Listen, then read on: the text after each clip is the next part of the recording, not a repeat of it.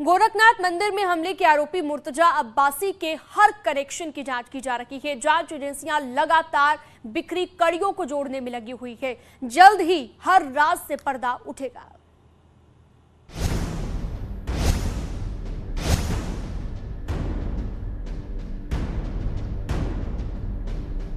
गोरखनाथ मंदिर attack case में मुर्तजा अब्बासी से लगातार पूछताछ जारी है। एटीएस ने मुर्तजा को इस वक्त लखनऊ में रखा हुआ है, जहां उससे कई और जांच एजेंसियां भी पूछताछ कर रही हैं। मुर्तजा अब्बासी इस वक्त एटीएस की पुलिस कस्टडी रिमांड में आ चुका है। एटीएस मुख्यालय लखनऊ आ चुका है। कल बाकायदा विधिक प्रक्रिया के तहत गोरखनाथ थाने में जो 2 मुकदमे दर्ज थे मुर्तजा अब्बासी के खिलाफ, वो दोनों की इन्वेस्टिगेशन अब एटीएस करेगी। और जो पुलिस कस्टडी रिमांड अब तक पुलिस को मिली थी कोर्ट की ओर से, अब वो 11 अप्रैल तक यूपी एटीएस की पुलिस कस्टडी रिमांड में रहेगा। मुर्तजा अब्बासी जो चीजें बरामद की गई थी अभी तक, चाहे वो उसके हथियार हो, तीन उसमें चाकू थे, जिसको एक बड़ा चाकू कह सकते हैं, हंसिए जैसा बांका जिसको कहते हैं, कि 3 ऐसे धारदार हथियार उन कब्जे में है इस वक्त यूपी एटीएस की। उनकी फॉरेंसिक जांच कराई जा रही है। एटीएस मुर्तजा के हर कनेक्शन की पड़ताल कर रही है। कई शहरों में छापेमारी कर संदिग्धों को हिरासत में लिया गया है।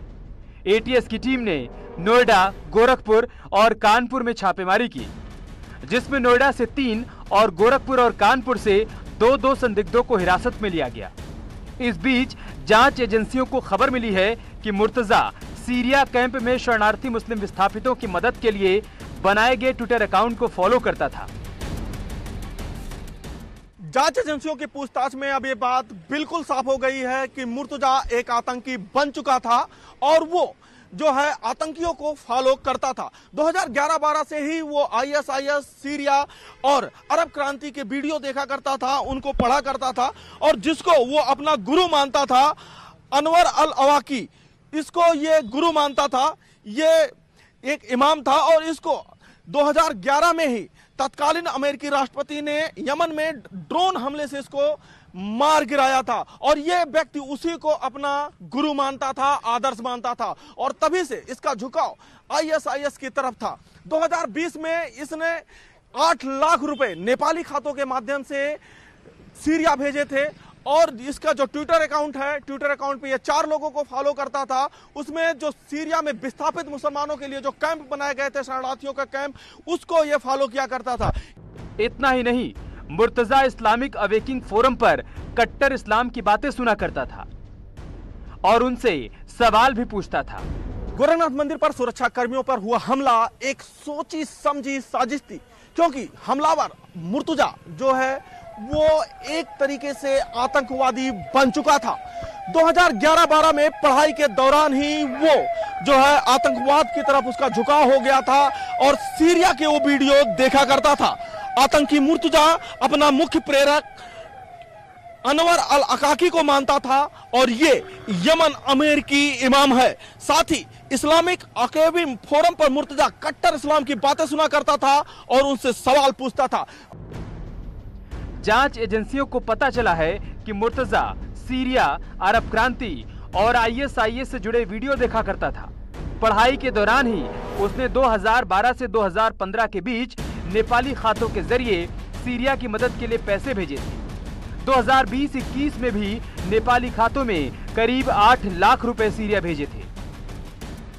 यानी कि जैसे जैसे अब ये जांच का दायरा आगे बढ़ रहा है, वैसे वैसे ये खुलासे खुद वो कर रहा है कि वो किस तरीके से 2012 से लेके और अभी तक एक आतंकी बन चुका था और बड़े हमले की घात में था। वो तो जांच एजेंसियां, एटीएस की टीम जब शनिवार को उसके घर पहुंचती है और उसके बाद वो एक घबरा जाता है कि अब तो मेरी पोल खुल जाएगी और उसके बाद वो रविवार की शाम को गोरखनाथ मंदिर पर हमला कर देता है।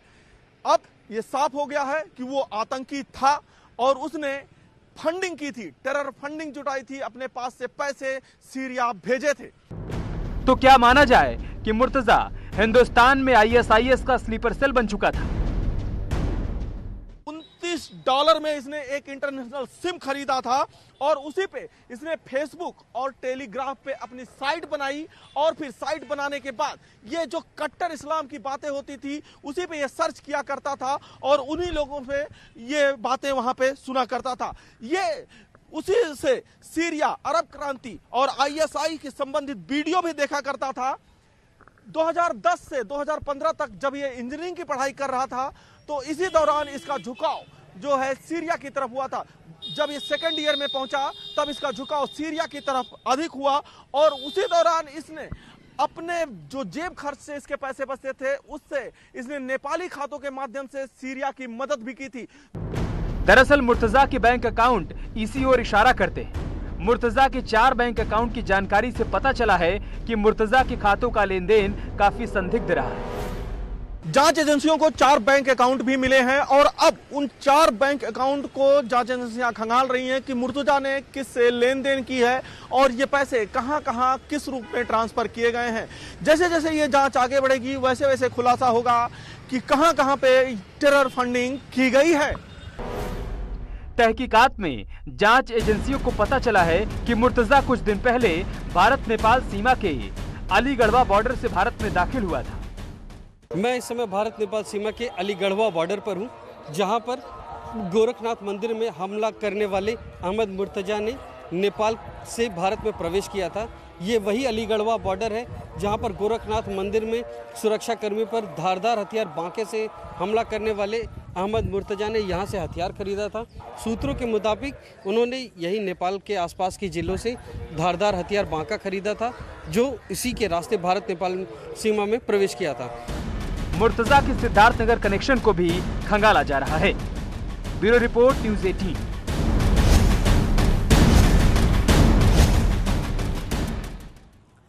गोरखनाथ मंदिर पर हमले का आरोपी मुर्तजा से अब लखनऊ में पूछताछ होगी। पुलिस ने साफ कर दिया है कि हर पहलू से अब जांच हो रही है और जो भी तथ्य मिलेंगे उसके आधार पर कार्रवाई की जाएगी।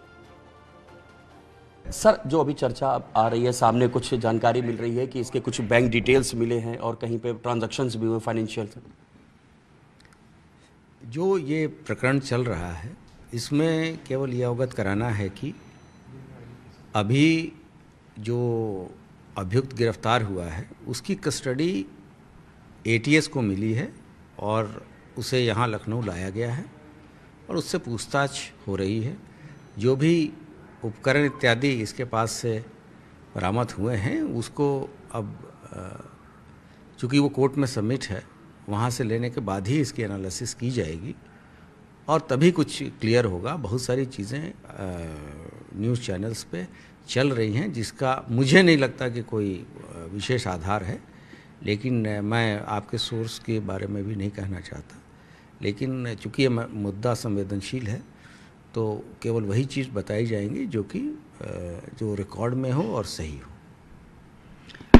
सर, जो अभी तक क्या 2 दिन से आपके पास भी पुलिस कस्टडी रिमांड में है, उस 2 दिन भी पूछताछ हुई है, तो क्या ये बात हम कह सकते हैं कि किसी प्रतिबंधित आतंकी संगठन से संपर्क में था? अभी इस संबंध में कोई कंक्लूजन ड्रॉ नहीं किया जा सकता, लेकिन किसी भी संभावना को रूल आउट नहीं किया जा सकता है। ये जो प्रारंभिक सूचनाएं प्राप्त हुई थी और जिस तरह की घटना हुई थी एक संवेदनशील जगह पर जो कि एक वेल प्रोटेक्टेड वाइटल इंस्टॉलेशन है और वहाँ की पहले से सुरक्षा योजना थी, 24 घंटे वहाँ फोर्स लगी रहती है, तो उन चीज़ों की परिस्थितियों को देखते हुए और जो चीज़ें उस समय प्राप्त हुई थी उसके आधार पर हम लोगों ने किसी भी संभावना से इनकार नहीं किया है। लेकिन संगठन इत्यादि के बारे में अभी डिटेल इन्वेस्टिगेशन के बाद ही कुछ कहा जाना उचित होगा।